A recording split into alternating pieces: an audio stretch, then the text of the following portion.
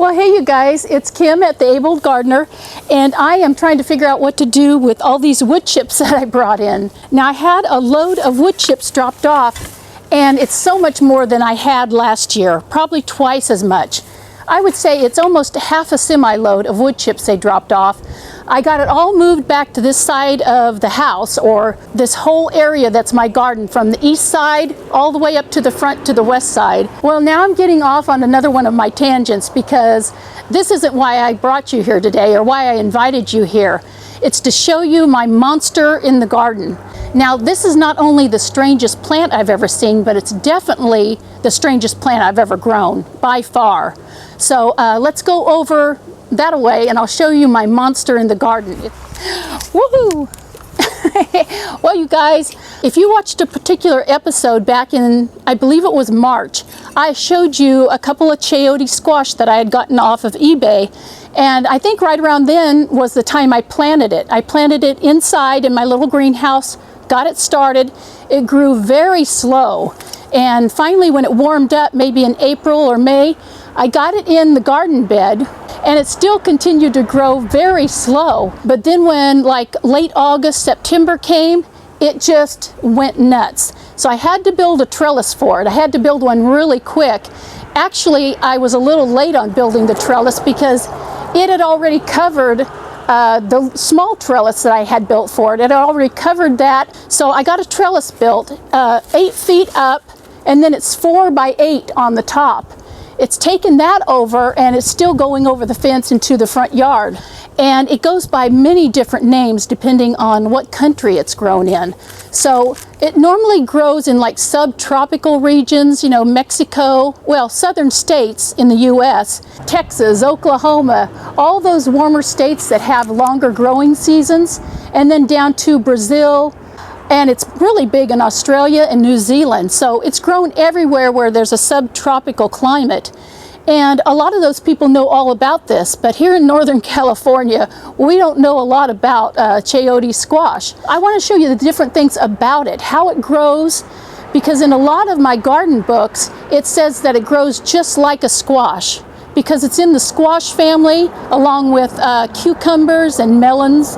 And I don't think it really, I don't think it's growing anything like any of those plants. It's nothing I've ever seen before.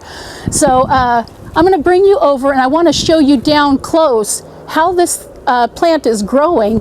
And then we're going to pick one of the chayotes, because I have a few that are already ripe. But I'll show you what it looks like, how to plant it, and then we'll cut it open and I'll show you inside. There's a small seed inside about the size of an almond. And then I'll taste it and tell you how it tastes. I picked my first chayote yesterday, and so I have to tell you, I've already tasted it because I wanted to, I don't know, I didn't want to have a real big shock on camera, like, you know, if it tasted really bad, I didn't want to have a really super bad reaction on camera. But I've already tasted it. It is, I guess you could say, a little bland unless you do something to it. Now, it does, the flesh of it absorbs the flavors around it, so you can put it in stir fry, and if you put in, say, teriyaki sauce, it'll absorb that teriyaki sauce and taste like that. You can use it in desserts, so if you put it in with, say, an apple pie, just to beef up your apple pie if you don't have enough apples, it will taste like apple pie, or it'll taste like apple. So it's a very versatile fruit. Now, the other thing about the fruit is I've heard that it puts on anywhere from, oh, say 75 all the way up to 200 fruit on this plant. And I didn't think there was any way that a plant could put on that much fruit or that many vegetables. But this thing, I think, is going to go crazy if I can keep it going until say the first frost comes, because the frost will kill it. So I've got a little table out here. We're going to pick a chayote squash, cut it open, eat some of it. I'm going to show you all the parts of it. So I'm going to bring the table over and bring you guys over, and then we'll go into like the anatomy of this plant. Well, I hope this isn't too close, but here's a few of the oddities of this plant. It has tendrils, these little tendrils here that are really tight, and they will grab on to just about anything. Here, they're just all gathered together. They're wrapped around the vine, they're wrapped around other tendrils, around flowers, around leaves. And let me show you the strangest one I've ever seen besides all of this. Okay, here's something that I've never seen before, and I hope you guys can see this on this plant. This tendril that's coming off of the vine, and then it's gone up here and it's attached itself to the leaf, or to a leaf that's above it. These tendrils will grab onto literally anything. So here's part of the anatomy of the Chayote squash. These are male flowers, and I'm going to go ahead and pick those off. What they did was they grew out of the crook in the vine. There's a leaf, and then the vine, and it grew out of that area. And these are all over the plant. So here is the female flower, or the female fruit. The flower has already fallen off, and the female, or the Chayote squash itself, comes out from between a tendril, the vine, and a leaf. And you can see her there. She's just a little tiny thing for right now. So I'm trying to look here. I would say that the distance between the male flowers and then the little female flowers it's really quite a ways. It's not right next to each other, so it's probably at least 2 or 3 feet apart. Here's another little female one with the flower on it right there. This thing is putting a lot of weight on the trellis, and I have ripped a 2x4 in two and put it as some more bracing inside, but I haven't gotten it screwed on yet. So this is very, very heavy on top. I'm going to go inside just for a second, and I'm going to grab a full-grown Chayote squash. Okay, you guys. Well, I tried to just be under there for just a minute. Now this isn't, this I could eat right now, but it's not a extremely full-grown Chayote squash. But it's very tender at this stage. It's just a nice medium size or almost full-grown squash. So I'm going to set that down so we can go over that also. Well, I've got the pieces of the Chayote squash here on my table because I wanted to show you the anatomy.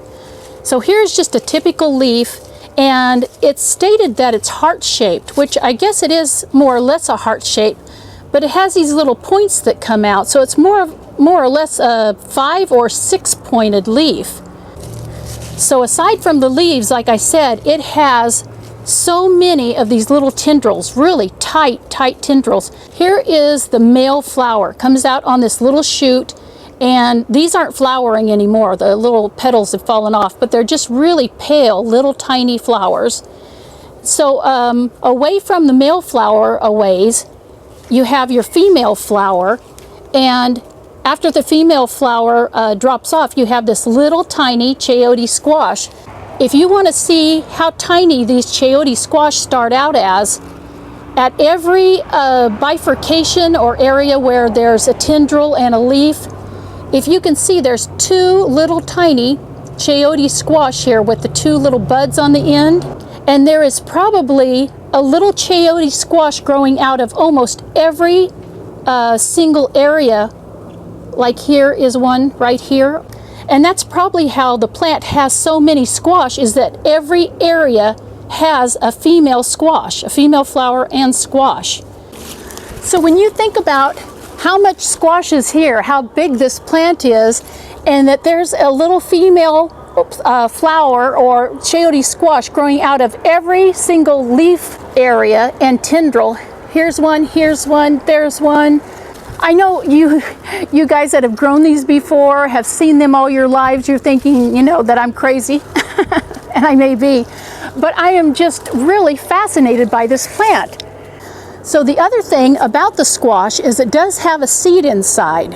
I've read this 2 different ways, that you can't grow the seed inside, even if you take it out and dry it, that you can't start a squash from that seed. And then I've also read that you can take the seed out and dry it and start it from seed. So, you know, I may try that. I may take some seeds out, dry them, see if I can start a squash from that. But I started mine just from planting the squash, and that's the normal way that you plant them. So how I would grow this is I would take at least a 3-gallon pot. Now here's your little squash, and of course it came off the vine on that end, but it starts growing out of this end, this big fat end that just It looks a little silly to me, but that's where it starts growing. So you don't know on this which side the root's going to come out and which side the growth or the leaves are going to come out. Could be leaves and root, or leaves and root, the other way around. So since you don't know, it's a good idea to just plant it, and you're not going to go way down in the soil, you're just going to go down a little ways, but I would plant it sideways until you know how it's going to grow. So if you see the root coming out one end, you can go ahead, and before it goes very far, before the root grows very far, you can go ahead, dig it down a little bit further, and then point that root going down. And you can have it up like this if you want to. It doesn't really matter, except that everyone who plants them leaves some part of the chayote squash out of the ground. A lot of these, the flower or growth part starts coming out first. So the other thing about growing the chayote squash is, I would just say, don't do it unless you have a large area and a place where you can put up a really large trellis, something that can hold a lot of weight. Maybe put it on a fence or up the side of a house. And if you could put chicken wire, even just to start out with, if you can put some chicken wire up on a trellis, then those tendrils will really wrap themselves around that chicken wire. And that's what I did on the first end that it started growing up. I put chicken wire and it went right up the chicken wire, and then I tried to throw most of it that had grown over the top of the trellis. Well, now that I've shown you the anatomy of the plant, how it grows, I've shown you how to plant a chayote squash. Now I'm going to take it inside, I'm going to give it a good scrubbing, I'll bring it back out and cut it in two, show you what it looks like on the inside, and then I'll tell you what it tastes like. So I'm going to go do that, and I'll be right back out. And I'm going to try to cut this without ruining the seed inside, so we can see what the seed looks like. But the seed it's an immature seed because this is not a fully grown chayote squash, and I just cut the seed in two. But let's see if I can get this out of here. So there we go. That's about what the size of the seed is. When it's full grown, when the squash is full grown, it'll be about the size of an almond. Everyone says that you need this flesh. You need this whole entire thing with the flesh around the seed to get it to grow. And that's understandable, because all this could be food for the seed. Now yesterday, when I took my first squash off, I just cut it into little strips, more or less like this, and it would make a really good tasty vegetable for just dipping in like ranch dressing or something like that.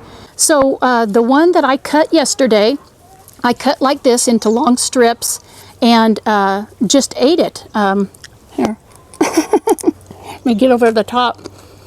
And it's probably going to be really loud in the microphone because it's really crunchy.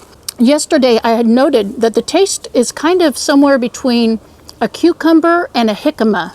If you've never had jicama, it's a root that grows under the ground.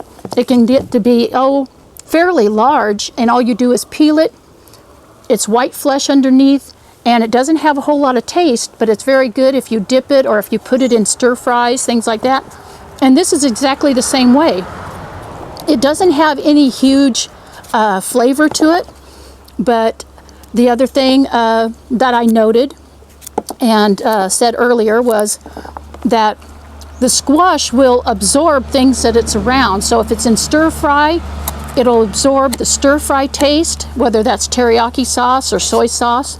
So you can cut it up something like this and put it in with your apples in your apple pie, and it'll absorb the taste of not only the apples, but the cinnamon, nutmeg, everything else that you put in an apple pie. So that's the anatomy inside a chayote squash. I just cut around the seed area, and there's quite a bit.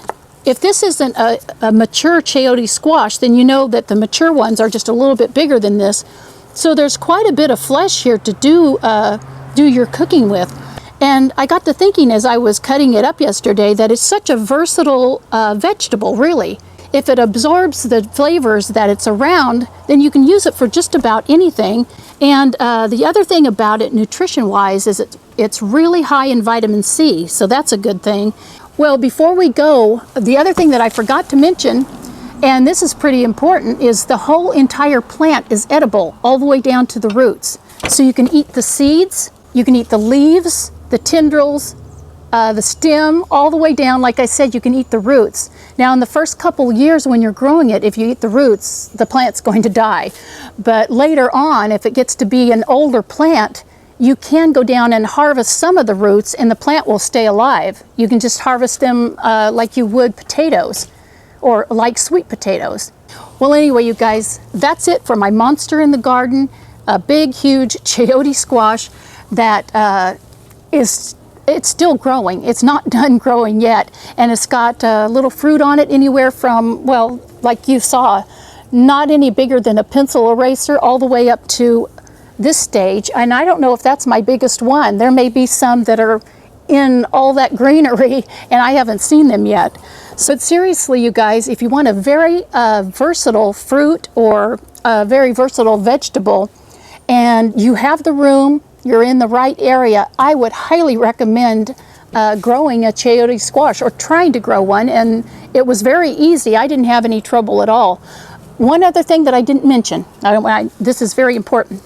On this end where the growth starts coming out and the root starts, growing out the other side, you will notice probably that your squash starts rotting. It'll start turning, brown, and then it'll go like jet black. That's okay. It's still growing inside. It's almost like the squash needs to rot to be able to grow. So if you're growing one and you notice that it's all black and rotting on one side, that's fine. Just leave it in the soil.